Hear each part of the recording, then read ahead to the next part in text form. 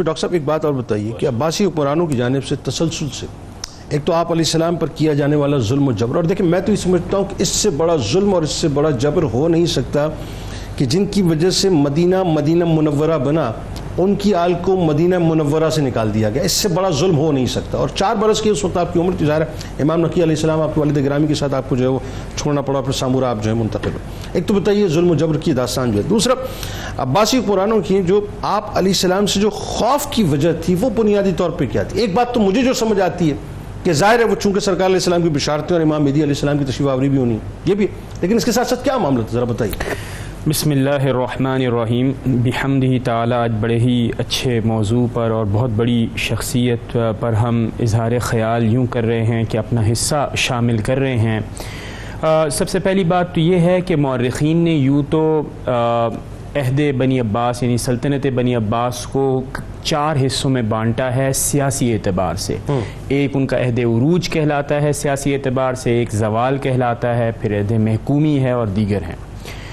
لیکن جہاں تک ائمہ اہل بیت کا تعلق ہے کہ ان کے ساتھ ان کا معاملہ کیا رہا، تو اس میں تو ہمیں نہ عہد عروج نظر آتا ہے نہ عہد زوال نظر آتا ہے. اس میں ان کی پالیسی ہمیشہ کنسسٹنٹ رہی، اور وہ یہ ایک ہی تھی.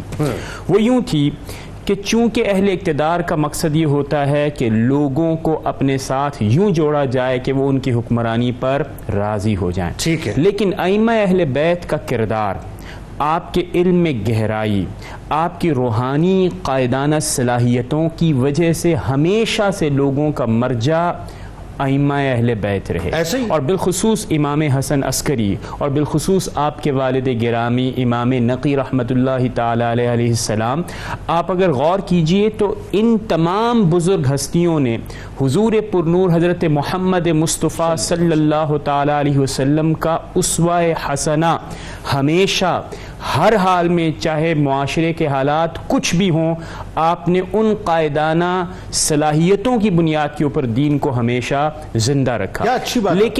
لیکن اب غور کیجئے کہ اس تعلق کو توڑنے کے لیے اور کہیں لوگ واپس طاقتور میں آ کر ائمہ اہل بیت کو واپس حکمرانی کی طرف نہ لے جائیں، کہیں ان کے سامنے یعنی انتظامی امور کے حوالے سے بھی قائدانہ نشستیں پیش نہ کر دیں، اس خوف کے تحت انہوں نے آپ پر ہمیشہ پابندیاں لگائیں، پابند سلاسل رکھا، اذیتیں دیں، پریشانیاں دیں کہ کہیں ایسا نہ ہو کہ چند لمحے زندگی کے اندر پرسکون ہو جائیں اور پھر دین حق کی تبلیغ، اس کی اشاعت، اس کے اعلاء کلمت الحق کی بات ہو جائے. اچھا، یہ ہمیں بات جیسے کہ آپ نے اپنے ابتدائیے میں کہا کہ 6 لوگ گزرتے ہیں، چونکہ آپ کی عمر بہت مختصر ہے یعنی 28 سال کی عمر، لیکن 6 دور گزرتے ہیں حکمرانوں کے. ابتدا سے لے کر اگر آپ دیکھیں تو وہ جو مورخین کی تقسیم ہے کہ عہد عروج ہے، وہ دور بھی علم اور فضل کا بہت بڑا دور ہے، جس میں جب ایک طرف معتزلہ کے عقائد اوپر سے امپوز ہوتے تھے تو امام احمد بن حنبل رحمۃ اللہ تعالی علیہ نے اپنے بہترین کردار سے واپس اشریزم کی طرف واپس لے کر آئے امت کو اور بتایا کہ قرآن غیر مخلوق ہے. پھر امام شافعی، امام علی رضا علیہ السلام کا بہت بڑا کردار ہے، اور امام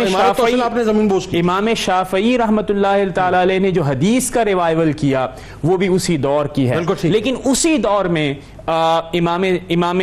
حسن عسکری رحمۃ اللہ تعالی علیہ پر اگر آپ دیکھیں تو آپ کو پتہ چلے گا کہ کتنے پہاڑ ظلم کے توڑے کہ متوکل جسے یزید ثانی کہا جاتا ہے، جس کے کریڈٹ پر یہ بھی ہے، اس کو کریڈٹ آپ منفی انداز میں یہ دیکھیے کہ امام حسین رضی اللہ تعالی عنہ آپ کی قبر مبارک کو منہدم کرنے کی مطلب یہ داغ ہے کی کوششیں کی گئیں. 244 ہجری کے اندر دریا برد کرنے کی کوشش کی گئی اور پھر آپ کے والد گرامی کو جبرن سامرا لایا گیا اور مدینہ المنورہ جس کا آپ نے ذکر ابتدا میں کیا وہ چھوڑنے کے اوپر مجبور کیا گیا.